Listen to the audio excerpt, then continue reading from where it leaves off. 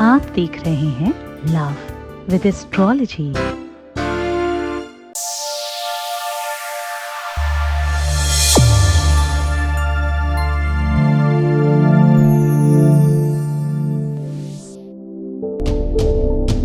जीवन में तकलीफों का अपना एक मतलब है।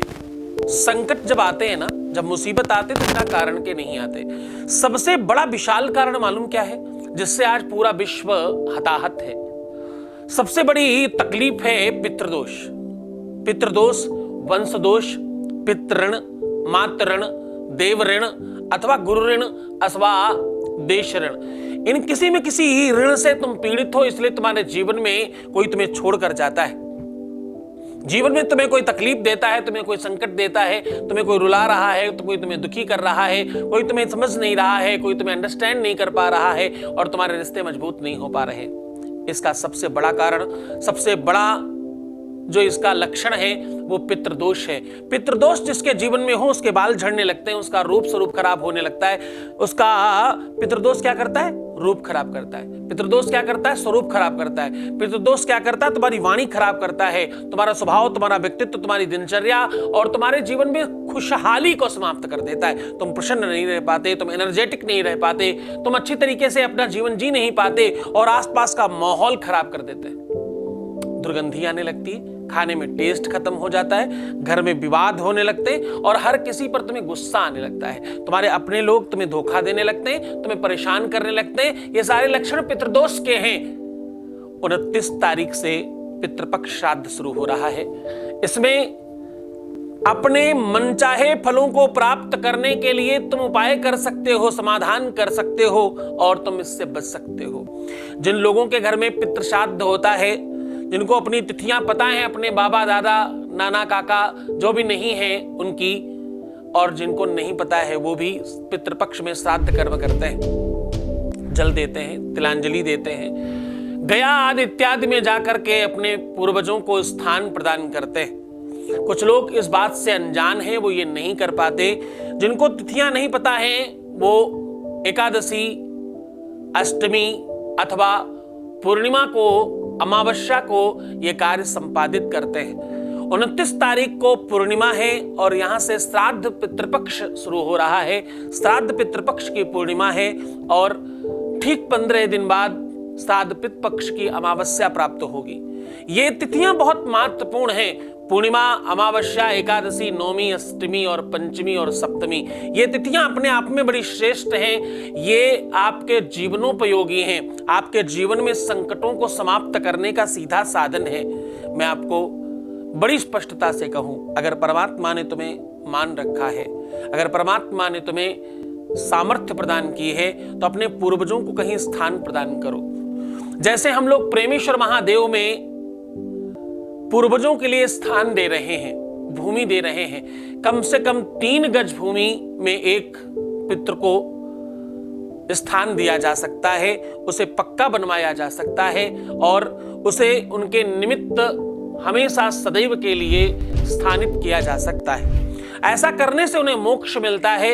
ऐसा करने से वो यहाँ वहाँ भटकते नहीं, अपने स्थान पर बैठकर आनंदित रहते हैं और वहाँ हो रही पूजा पाठ और वहाँ के सत्कर्मों में लीन होते हैं और तुम्हारे कुल में, खानदान में वृद्धि होती है। अगर तुम्हें सामर्थ्य है तो तुम ऐसा जरूर करो। किसी तीर्थ में बिठाओ, किसी मंदिर में बिठाओ, गुरु के द्वार पर बिठाओ, जहां तुम्हारी सामर्थ्य बने, जहां तुम्हारी श्रद्धा बने, वहां तुम ये जरूर करो। अगर ये नहीं कर सकते तो एक उपाय बता रहा हूं, वो जरूर करना। सबसे पहले तो आप 29 तारीख की पूर्णिमा चूकना नहीं है। 29 तारीख की पूर्णिमा पंचमी, सप्तमी, अष्टमी, नौमी, एकादशी और अमावस्या, ये 7 ऐसी प्रमुख तिथियां हैं जिन पर आपके अपने जीवन को बड़ा स्पेशली देखा जाता है। और इन 7 दिनों में अगर तुमने ये उपाय कर लिया तो तुम्हारे 7 जन्मों के संबंध मधुर हो जाएंगे। 7 जन्मों तक कोई तुम्हें छोड़ नहीं पाएगा। 7 जन्मों तक तुम्हारा कोई तुम्हें धोखा नहीं दे पाएगा। 7 जन्मों तक तुम्हारे रिश्ते, तुम्हारे संबंध मधुर बने रहेंगे। उपाय 7 दिनों का है पर बड़ा सरल है, बहुत सामान्यतः किया जा सकता है। इसमें जौ का आटा चाहिए, काले तिल चाहिए और सफेद साबुत चावल चाहिए, थोड़ी सी रोली चाहिए और दही चाहिए। करना क्या है, आटे की लोई बनाइए। लोई के अंदर आप सफेद तिल और काले तिल जो भी आपको अवेलेबल हो जाए, काले तिल की ज्यादा महत्व है, उसे अंदर भर लें। चावल रखें, रोली अक्षत चंदन चावल पुष्प इत्यादि से पूजन करें और लोई बंद कर लें। लोई बंद करने के बाद दही नीचे रख करके इस लोई को रख लें और अपने पूर्वजों का ध्यान करते हुए मात्र पितरेभ्यो नमः, क्या कहना है, मात्र पितृ मतलब तुम्हारे माँ बाप नहीं, जो पितृ हैं उन माँ बाप की बात हो रही, मात्र पितरेभ्यो नमः या केवल पितरेभ्यो नमः कहकर 7 बार अपने माथे से लगाकर इसे बहते हुए जल में, बावली में, कुएं में अथवा पीपल के पास रख करके एक दिया जला दें। मात्र दिया मतलब कपूर रख करके जला दें।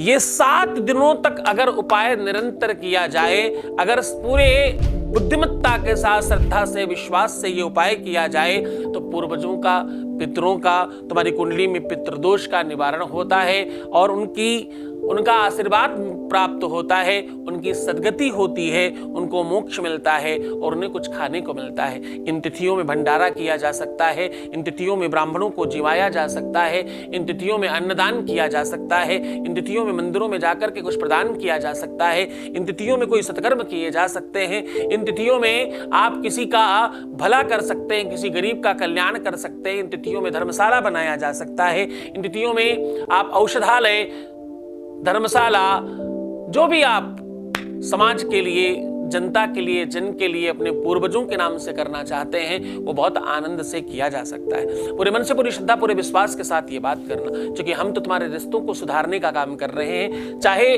जो नहीं है या जो हैं, उनके साथ तुम्हारे रिश्ते और तुम्हारे संबंध मधुर बने, बस इसी दिशा में काम कर रहे हैं। तो मुस्कुराओ, सुंदर बनो, हर आधे घंटे में प्रणाम करके पानी पियो। मैं तुम्हारे साथ हूं। हर हर महादेव।